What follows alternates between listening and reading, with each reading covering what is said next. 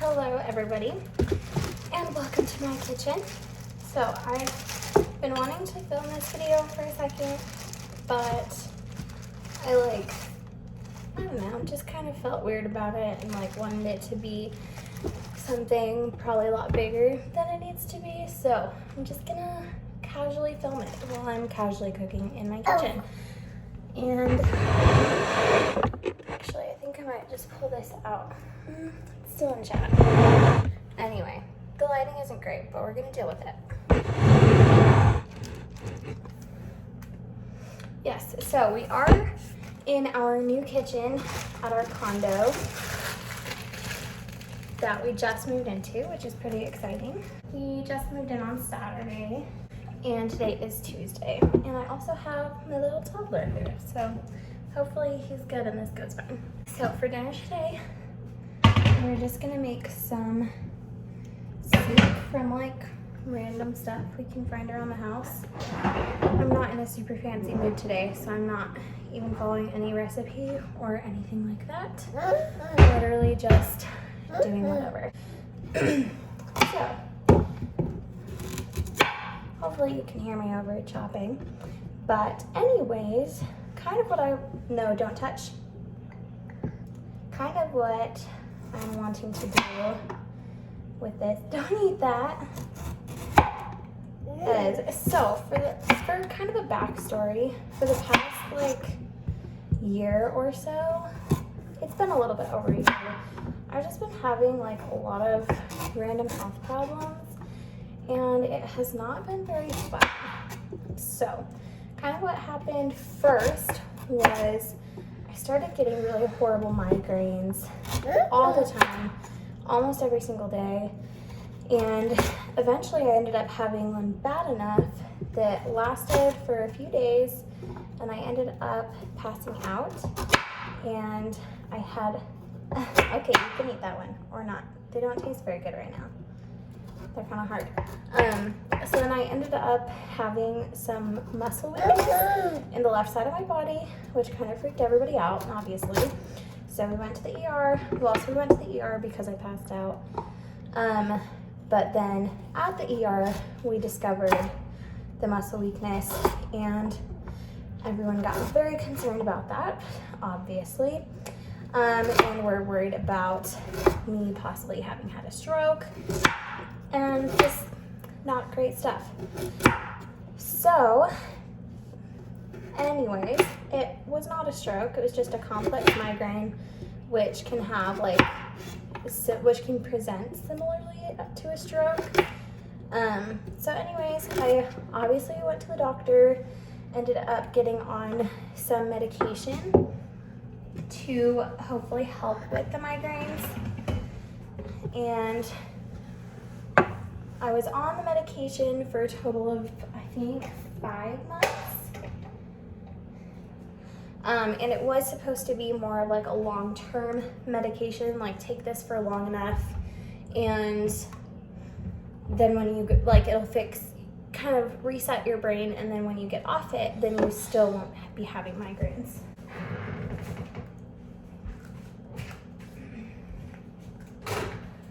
So that's kind of what we did for about 5 months, and everything went good. This isn't open. The migraines went away.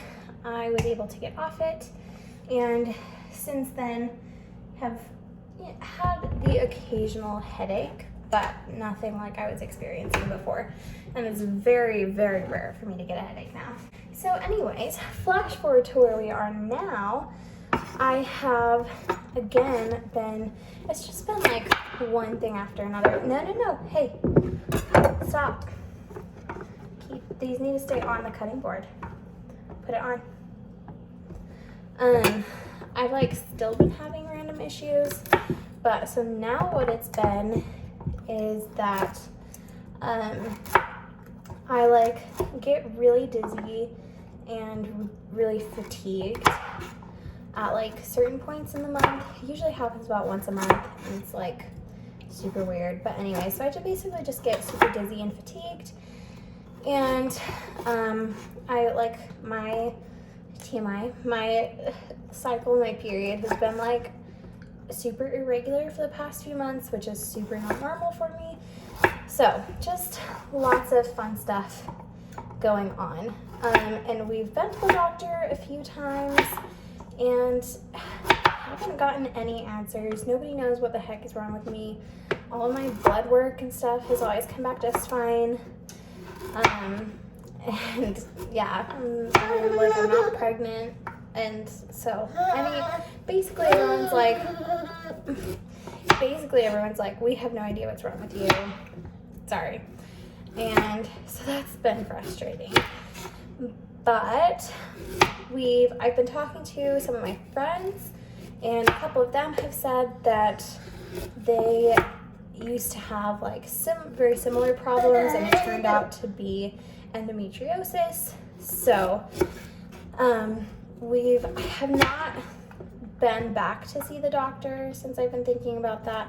So it hasn't been confirmed, and I haven't seen my OBGYN basically this whole time. It's just been like urgent cares, ERs, and like primary care doctors. So I really need to get an appointment to go see my OB, or I guess my gynecologist. But I'm like kind of sick of doctor's visits at the moment. I feel like they never tell me anything useful. It's always, well, there's nothing wrong with you, like, I don't know what to do. So that's been frustrating, obviously, but we're dealing with it.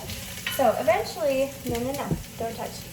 Eventually, I will get a visit with my OB-GYN, but for now, we are basically going to, I mean, not necessarily like treat it as if it is endometriosis, but just being like, okay, we're going to take health seriously. We're going to prioritize my health, and I'm going to try to figure out, just like do generally healthy things and see if any of that will work. I guess what I did for like a week was I like randomly did all of this research on endometriosis, which is like a very inflammatory disease, and so an anti-inflammatory diet is super, super helpful, usually for people with endometriosis and just inflammatory diseases in general. So I decided to go on a super anti-inflammatory diet, and that lasted, again, about a week. And I think I went too all in, like right at the beginning, and I don't know, my body was just like, wait, why are you suddenly cutting out all of these foods? We need this stuff. It wasn't like I was giving my body less food, I was just giving it less of the foods that it's used to. Because like I eat a lot of dairy. I don't eat very much gluten, honestly. Mostly because I'm not a huge fan of bread. Which is kind of weird for me as like a baker to admit. But I'm really not. I'm just not a huge fan of bread. So sorry. But anyways, so I don't eat a ton of gluten, but I do eat a lot of dairy. And gluten and dairy were two of the things that I decided to cut out. Apparently wants a piece of this raw potato. So we're going to see how long that lasts. But anyways, so I decided to cut out gluten and dairy and sugar were the three like biggest things that I felt like would help. And then I decided to add in some more healthy, like anti-inflammatory stuff like ginger and turmeric, just kind of into my everyday life. My mom introduced me to a like turmeric ginger tea, or like latte. Some people call it a turmeric latte. But it's actually super, super yummy. I love it. I love the taste of it, which is the best. But anyway, so I've been trying to drink like a cup of that in the morning. So I don't drink coffee anyway. Will you put this in? Can you put it back, please? Don't eat it. You already tried it and you didn't like it. Toddlers. But anyways, so I like the taste of that. I like having it in the morning. I like having a nice warm drink in the morning. Oh, knives are not toddler safe. So yeah, I decided to cut all of that out, and then I kind of went crazy, and like yesterday and today, I bought like a whole bag of jelly beans, and I ate like a ton of them. I drank like 3 glasses of milk just today, and I feel awful. Like, I feel very bloated and just gross and disgusting. So I'm going to jump back into this again slowly and just try to like reduce my intake of those 3 things, and then hopefully be able to over time like reduce it more and more to where then I'm able to eliminate it entirely. Anyways, that's just getting kind of crazy, but I'm going to show you what I'm making. So I'm currently making a soup. I have, oh, don't throw that in there, onions, garlic, potatoes, and carrots. But anyways, so I just kind of wanted to take you guys, that's like my very long introduction, but anyways, I just want to kind of take you guys along on my journey of trying to make healthier food, cut out certain things that are a little bit more inflammatory, and then adding some more like anti-inflammatory foods into my diet, just to try to hopefully, I mean, even if it's not endometriosis, I don't think this is, like, it's not going to hurt my body. It's going to probably do me good anyways, just trying to be healthier. So I might as well, you know? So I'm going to try that. I'm going to take you guys along with me. And if there are any other people who have, like, gone through the same thing or are, like, currently going through the same thing, I'm going to try to prop this up. That's not a great angle, but whatever. Just currently going through the same thing, like, let me know.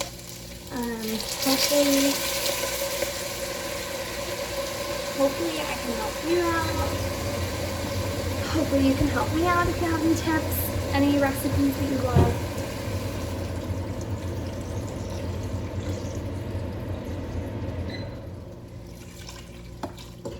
And then we can just kind of all help each other a little bit, because it is not super fun to be going through right now.